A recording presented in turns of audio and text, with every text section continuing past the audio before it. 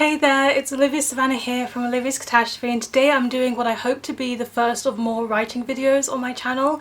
Now I'm also going to be talking about my novel in verse and some things about my own novel in verse, so if you enjoy hearing about my writing and my writing process, then stick around. But if you are a writer and you would like some tips on planning, then also stick around because I'm going to be talking about how I planned my novel in verse. And while this was specifically how I planned my novel in verse, I do think these writing planning tips could be related to novels as well.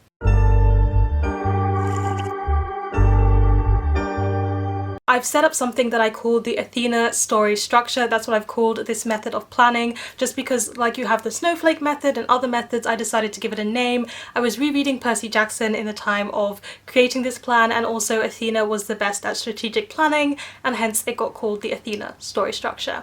Let's get started. So it kind of is going through points in your story and you fill them out. So the first point that I have is the title. What is your book going to be called?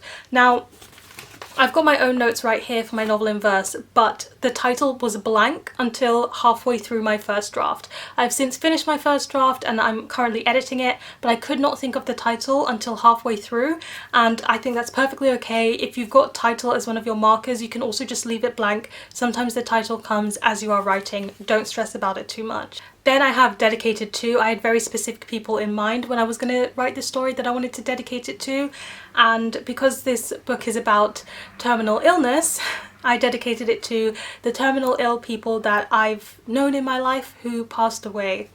And yeah, this book was written for them partly as well. We've got theme. Now I am someone who's a very thematic reader and writer. I like to have the theme and know what these themes are so that I can bear them in mind and carry them throughout me writing my book. And theme is definitely something that I focused on. I narrowed it down to 2 themes, and then those 2 themes were the main themes that I've written my book in. I don't think you want to have too many, but you can also just have one and branch off it in many different ways. That also works perfectly fine too. Then we've got key images. Now I think it's very important when writing poetry and novels in verse to have some imagery that works through your book, but also some of my favourite novels do this too, so I think it can be a very valuable asset to your novel. And I chose 4 key images, but I'll tell you one of the key images for my novel in verse because it's something that I want to integrate into every single one of my works in progress in some way, which I think will be a fun little thing for readers to piece together, and that is tea. I am a huge tea lover and a tea fan, so I'm trying to get tea imagery or tea themes in any of my books, which sounds very weird, but it works when you read the story and you see how it fits in. The next thing is a character, and I start off my characters with their fatal flaw. So I think it's very easy for me to forget that a character needs to have a flaw, and it doesn't mean that this flaw needs to be the embodiment of their character or anything, but it's just good to know what it is. So I took my main character and I gave her her fatal flaw before I really knew anything about her, and that kind of birthed her as a character, because then I could see if this is her fatal flaw, why is that her fatal flaw? What has she done to show that fatal flaw in her past? And from there I could tease out her character, tease out some of her history, tease out some of her mannerisms. And I think that is what really built my main character's persona for me. So I really think a fatal flaw can be a good place to start if you're feeling lost with your character. And then the next thing to do is to describe the character. You want to get physical appearance down, just because when you refer to their eyes later on in the draft, you want to be able to know what colour it is. That is the biggest mistake that I often make, and I just found it very helpful to tease out their physical features, but also some of their things that they casually say in dialogue a lot. People tend to repeat the same few words. It's kind of like their own catchphrase. Give your character a catchphrase if you want. Give them a favourite food. This is where you can play around with your character and write as much about them as you want. And then after that I put relationships. Now I think relationships, it's very important for this to go 2 ways, and depending on how many characters you can do a lot with this section. Now I don't have too many consistent characters in my novel in verse because my character is travelling throughout the story, so really I had to start with my main character's relationship to her mother. But then once I described how she feels about her mother, the next relationship that I did was the mother's relationship to my main character. I think it's very easy to forget that other people are other people and don't see things in the way that you do, and in the same way no 2 characters are going to see things from the same perspective. So while your main character sees their relationship to this person as that, maybe the other person loves them more, maybe the other person finds them immature. So make sure you do both ways for the relationship. And once I'd done the relationship to her mother, I also did her relationship to her best friend, because those are the two relationships that are paramount and very important to my novel. After that, I did basic plot. Now in the basic plot section, you are going to be giving a 1-sentence synopsis. Now if you're like me and you're a reviewer, you'll probably be able to do this fairly easily. I know it's hard to condense a story, but what reviewers often do is say, this is this book, it's about this, and then talk about the book. So you get used to condensing and narrowing stories, and you can practice very well by trying to condense and review other books before focusing on your own book and then getting it down to 1 sentence. That sentence is very important. It's going to be useful in queries, it's going to be useful when talking to other people about your book, so it's just really good to know that sentence and have it hammered down. Then setting. Now setting can be the country that it's set in or the house that it's set in.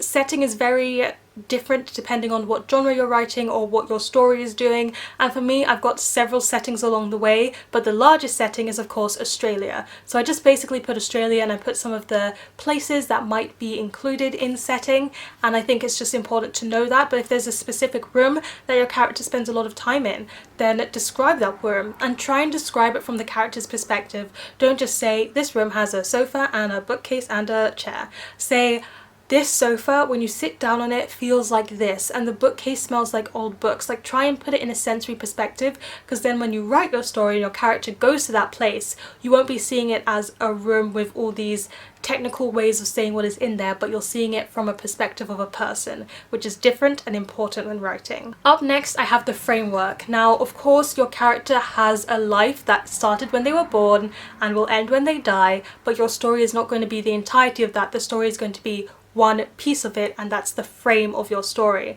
Now, I had a bit of a struggle with this because the inspiration for my novel in verse meant that the framework could be blown wide and big, but when you can narrow it down and focus, that is really important in your story. So make sure you find out what your framework is, where the beginning is, where the end is. Maybe those limits are going to shift a little bit as you write the story, as you maybe think, actually it should be better if it ends here, or be better if it ends before that event.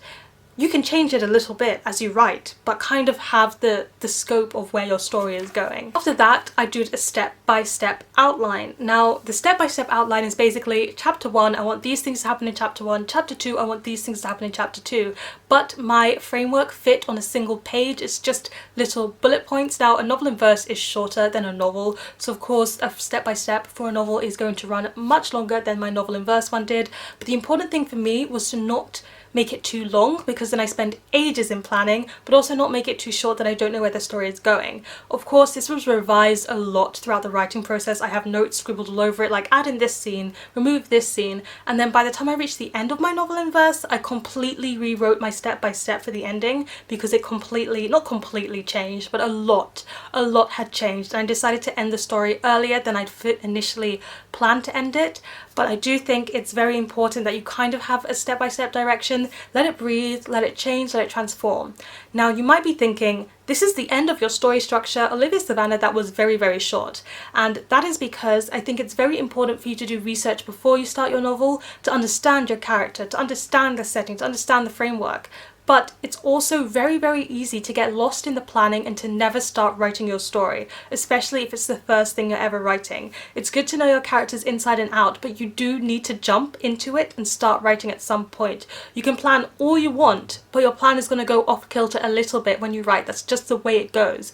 And you can plan all you want, but you're still going to have to research something that you didn't think of as you write. You need to give yourself time to do that. You need to leave spaces in your plan so that you'll be able to do that later on. But if you never leave the planning stage, you never get to the writing stage. And that's why the Athena story structure is so short, perfunct, and to the point. Because I am the kind of writer who will get lost in planning, who will keep on doing that even though you don't need to fill out every single minute detail of your plan.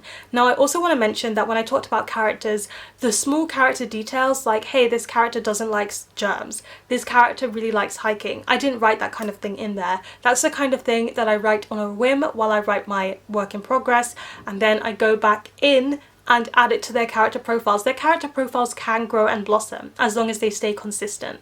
And I think that's all I really want to say on planning. Of course, I'm not the planning queen. I don't know everything that there is to know about writing. I am not published. I'm just doing my own writing. I have done creative writing degree and stuff, but Take everything I say with a pinch of salt. As always, make it work for you. This has definitely been a planning structure that I've made work for me, but I know it's not going to work for everyone. And just have fun out there planning and writing your story.